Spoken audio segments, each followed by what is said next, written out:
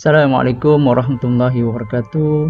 Hari ini kita akan bincangkan perbandingan format baharu SPM KBSM dengan SPM KSSM. Ya. KBSM ialah kurikulum bersepadu sekolah menengah dan KSSM ialah kurikulum standard sekolah menengah. Okey. Jadi perbandingan yang kita akan buat ini untuk subjek ataupun mata pelajaran bahasa Melayu, khususnya kertas 1 sahaja. Okey, kita mulakan perbandingan yang pertama. Okey, yang pertama perbandingan SPM KBSM dengan KSSM dari aspek jenis instrumen. Okey. Dari segi jenis instrumen hanyalah persamaan saja. Persamaan iaitu ujian bertulis, kedua-duanya ujian bertulis. Kedua, jenis item.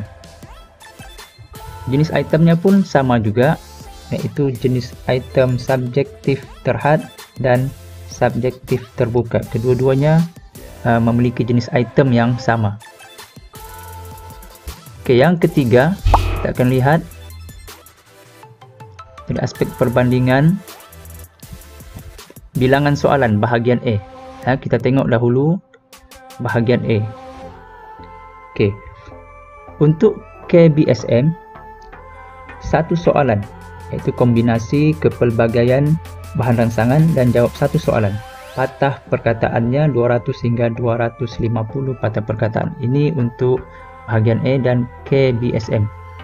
Dan yang baharu ini KSSM bahagian A, satu soalan, kombinasi kepelbagaian bahan rangsangan dan juga jawab satu soalan. Okey, sama juga, cuma bezanya di sini ialah jumlah patah perkataan. Untuk KSSM ini sekarang kalau kita lihat dia minta hanyalah 150 hingga 200 patah perkataan sahaja, ya.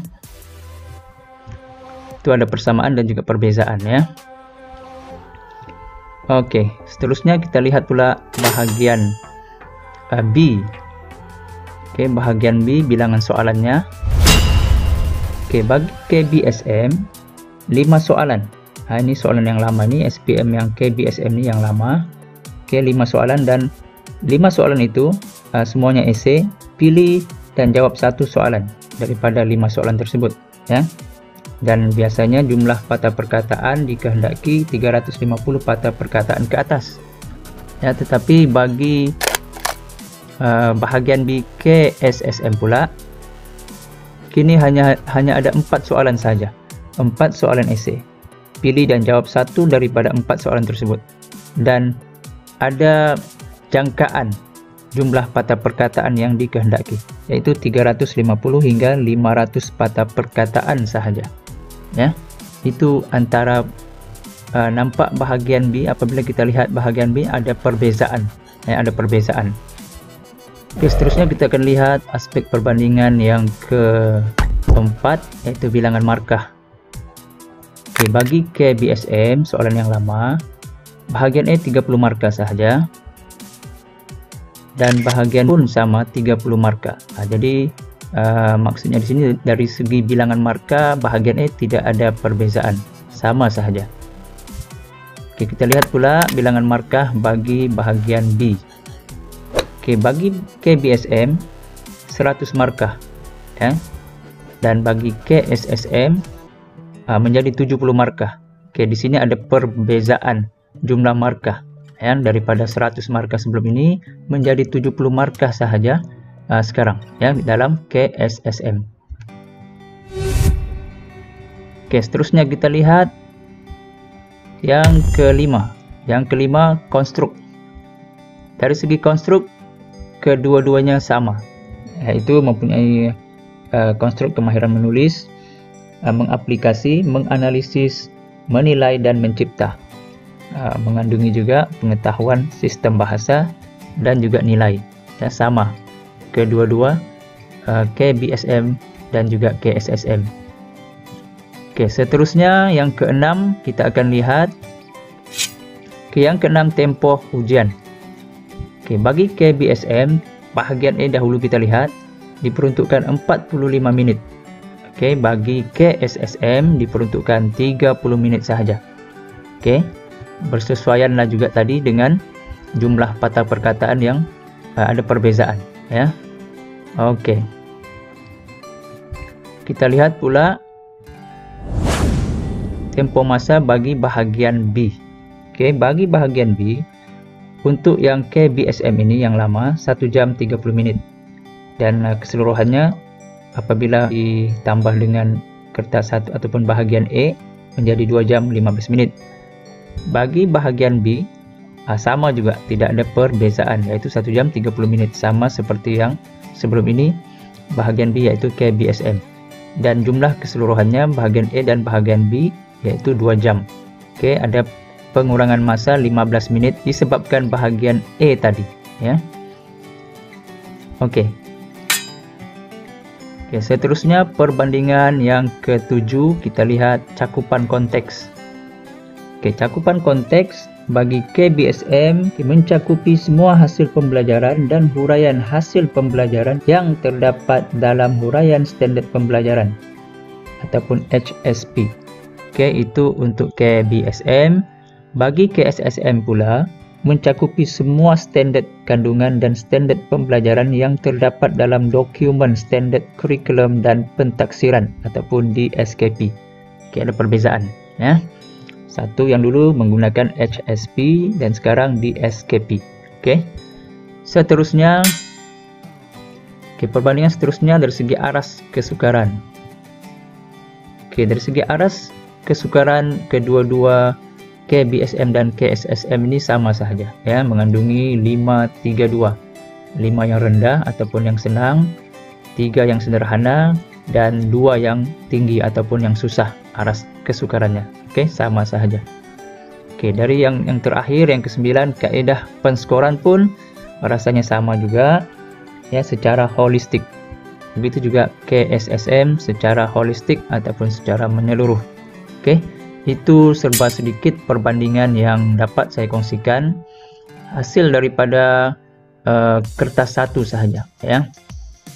Jadi sedikit ulasan ataupun komentar saya secara pribadi di sini, ya. Apa yang ingin saya ulaskan ataupun komentarkan di sini, yang pertama dari aspek yang saya akan ulas di sini antara faktor perubahan format.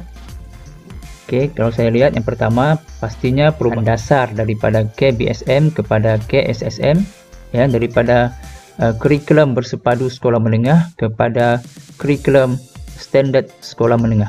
Oke, itu yang pertama. Jadi pastinya perlu ada perubahan.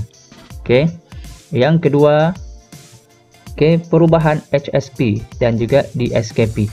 Oke, jadi tentunya perlu ada perubahan format ini disebabkan HSP dan di SKP berubah, ya.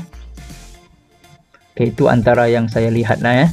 Jadi seterusnya respons guru hasil daripada perubahan format ini. Oke, yang pertama kurang selesa dengan perubahan format. Oke, tentunya ada antara kalangan guru yang merasa kurang selesa dengan format ini, ya. Kemungkinan guru-guru yang kurang selesa ini mungkin guru-guru yang mengajar tingkatan 4 dan 5 sebelum ini, ya, yang tidak pernah mengajar ataupun sudah selesa dengan tingkatan 4, 5 dan tidak pernah mengajar aras ataupun menengah rendah. Jadi mereka akan merasa agak sukar ataupun tidak berkaitan, ataupun kemungkinan mereka rasa kenapa perlu ada perubahan. Itu antara persoalan-persoalan yang mungkin ada di fikiran mereka, ya. Tapi tidak apa, itu biasanya permulaannya sahaja. Ini memang akan ada respons sebegini daripada kalangan guru, ya. Oke, yang kedua, selesa dengan perubahan format. Oke, yang selesa ini kebanyakannya guru-guru yang baru, yang selesa, yang telah mengajar tingkatan 1, tingkatan 2, tingkatan 3, tingkatan 4 dan seterusnya, akan membawa pelajar ke tingkatan 5, ya. Mereka rasa format ini tidaklah merisaukan ataupun tidak susah bagi mereka. Tidak ada halangan untuk mereka melaksanakan. Tidak ada halangan bagi mereka melaksanakan format baharu ini. Jadi kebanyakan guru akan merasa tidak mengapa dan kita teruskan. Itu antara respon guru-guru. Oke. Dan yang ketiga, tidak kisah dengan perubahan format. Ini juga ada guru yang rasa tidak kisah, ya. Mungkin kalangan guru ini yang mengajar pada tingkatan 1, 2, 3 dan 4, ya, ataupun 1, 2, 3.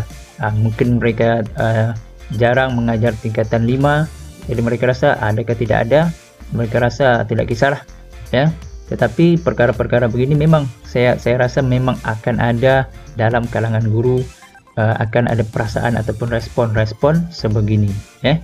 Apa-apapun, bagi saya perubahan ini perlu kita terima, dan walaupun setengah guru ada yang rasa perubahan ini agak mencabar dan perlu masa untuk kita laluinya, tetapi itulah hakikatnya, kita perlu juga lalui dan perlu berpikiran positif, ya, atas apa perubahan yang diterima ataupun atas apa arahan-arahan yang kita terima.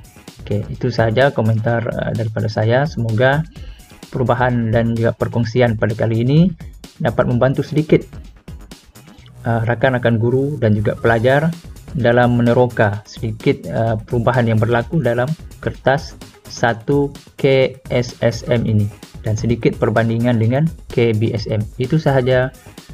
Sekian, terima kasih. Semoga video ini ataupun maklumat ini dapat dikongsikan kepada yang lain, dan juga boleh beri apa-apa komen untuk penambahbaikan video ataupun persembahan saya pada masa-masa akan datang. Itu saja. Wabillahi taufik wal hidayah. Wassalamualaikum warahmatullahi wabarakatuh.